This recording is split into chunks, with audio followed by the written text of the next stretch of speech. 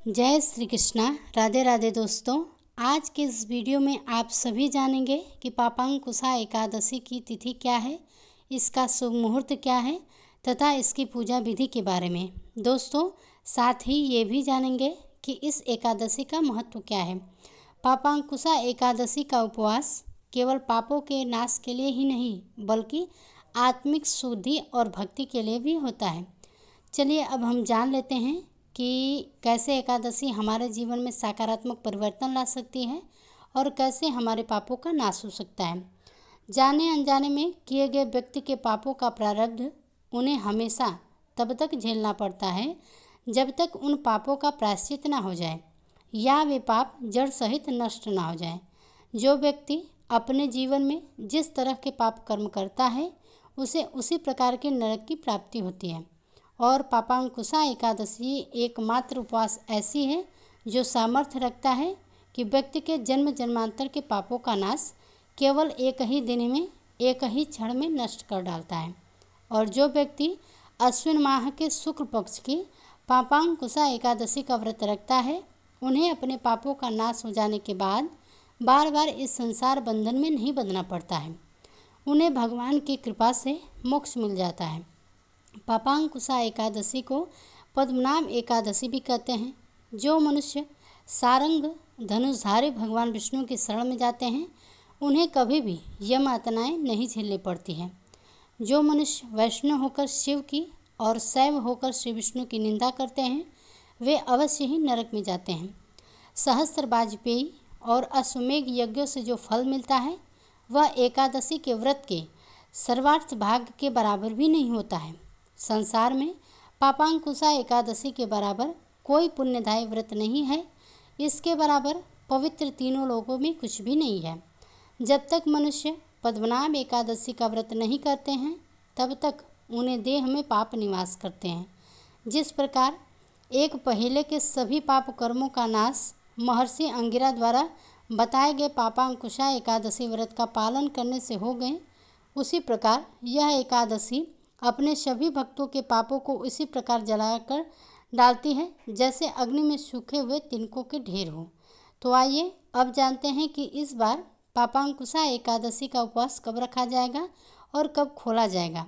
दोस्तों, साल 2024 में अश्विन शुक्ल पक्ष की एकादशी तिथि प्रारंभ होगी 13 अक्टूबर दिन रविवार को सुबह 9:01 से और समाप्त होगी 14 अक्टूबर दिन सोमवार को सुबह 6:04 पर।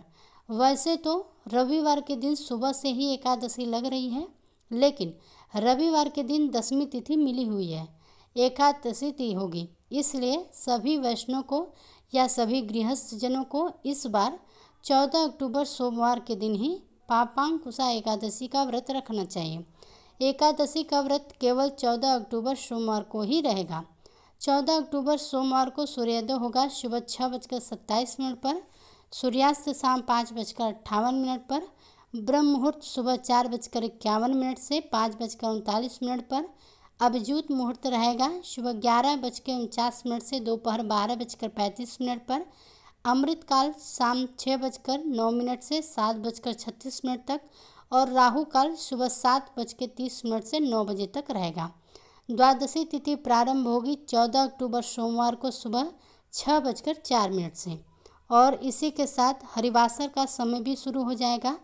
और द्वादशी तिथि समाप्त होगी 15 अक्टूबर दिन मंगलवार को सुबह 3:04 पर।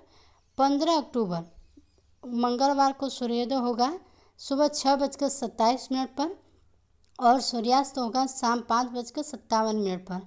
ब्रह्म मुहूर्त सुबह 4:51 से 5:39 तक। अमृत काल रहेगा दोपहर 3 बजे से 4:02 तक। वहीं अभिजीत मुहूर्त सुबह 11:49 से दोपहर 12:35 तक रहेगा और राहु काल दोपहर 3 बजे से 4:30 तक रहेगा। हरिवासर का जो समय है सोमवार को सुबह से प्रारंभ हुआ है और वह दोपहर लगभग 12:30 से समाप्त हो जाएगा। हरिवासर के दौरान भगवान का स्मरण करने, मंत्र जाप करने से भगवान श्री हरि बहुत जल्दी ही प्रसन्न हो जाते हैं। इस बार पापांकुशा एकादशी का व्रत 15 अक्टूबर मंगलवार को सुबह 6:27 से 7:05 के बीच में खोला जाएगा, यानी कि व्रत का पारणा इसी शुभ मुहूर्त में किया जाएगा।